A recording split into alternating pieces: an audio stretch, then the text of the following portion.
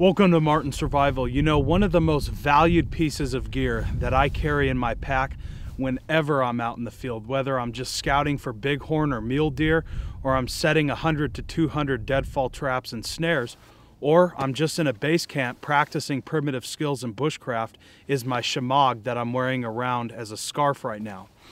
It's absolutely a necessity in my kit, and especially out here on the West Coast where we have high winds, sandstorms, intense heat, chilling temperatures at nighttime. You can't beat it.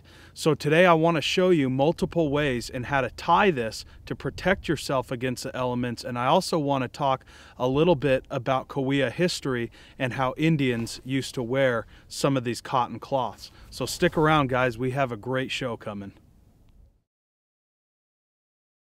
So when we take a look at historical evidence and pictures, documentations, back in the 1900s, after European contact, a lot of the Cahuilla women would have head wraps such as this. This is just a large square piece of cotton. And they fastened it in the same manner that I'm going to show you today to protect themselves against the elements. The Malky Press has some great information on the Cahuilla people, so I highly recommend checking out some of the website and also attending some of the traditional gatherings that I go to. So cotton was a premium back in traditional times, especially back when times were tough and we didn't have the luxuries. They would make the most of their gear. And most of the basket weavers and pottery makers you will see wearing, like I said, a piece of cloth around their head to protect themselves against that harsh sunlight and against the elements such as the convective breeze and some of the dust storms we have in the desert. So the first tie I want to show you with this Shemagh, and you can pick this up anywhere. I mean, you can just go to Amazon or some of the tactical retailers and type in Shemagh. Just Google it, it'll come up. Usually it's anywhere from $9 to $11. So very, very handy and very inexpensive. So the first tie I do is kind of a bandit style tie, and I'll wrap it around my face just like this.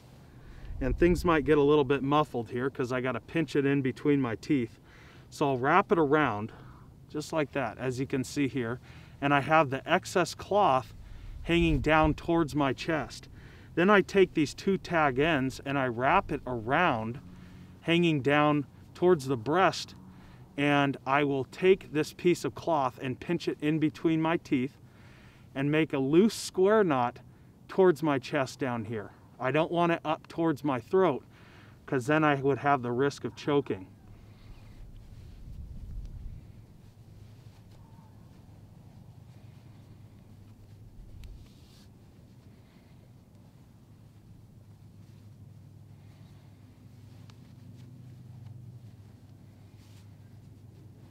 And then I let go. So it's just like this. As you can see, this offers protection for my face, my nose, and I can pull it up into my ears and tuck this in, just like that. So I have protection all around my face. And then I can just pull it down when I don't need it, just like this. And you can see this loose material just hangs kind of loose. So if I need it, I pull it up, fasten it around my ears, tuck it in, and I have protection all across from the nose down and covering my ears. So this is one tie. Now we'll move on to the next. Now this next wrap that I'm going to show you offers the maximum amount of protection against the elements out here in the Mojave. This is one of my favorites due to the fact when we have our high winds, this is going to prevent the dust from slamming up against my face. So I fasten this Shemagh up into a triangle, just like you see here, and I'll flip it around towards my back, just like so. And then I'll pull the cloth up and over my head, just like this, and I'll off-center it a tad bit. So you can see we have one long end and we have one short end. The short end, I'm then going to wrap it around my chin and pull this long end around my face and up over the bridge of my nose. At that point, I am going to create a square knot over by my ear, and that's going to pull everything nice and tight. So once again, have it wrapped around my chin, pull the cloth over my face. Got to get a good grasp on it. And create my square knot.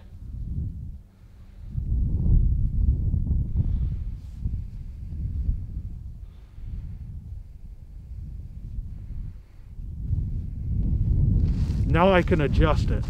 I can tuck everything in, and I can pull my visor up over my face just like this.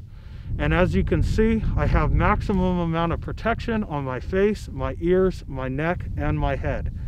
This is one of my favorites. When I don't need the mouthpiece, I can pull it down just like so. And historically speaking, this is exactly how the Cahuilla women, some of the basketry makers, some of the pottery makers would wear their head wraps, just like you see I have here. When I don't want this hood, I can pull that down, and now I have a scarf. If I want to pull that hood up, I just do so, and I can pull my mouthpiece up in the same manner. So once again, I have maximum amount of protection against the elements. And this last wrap I'm going to show you is very similar to the previous one. However, a lot of the bushcrafters will wear it just like this due to the fact it's very simple. So we take it in the same manner, throw it over our shoulders, get everything nice and tight, pull that hood up and over our head, wrap one end over our face, and wrap the other end over our face, just like this. And now we can form our square knot right in the back.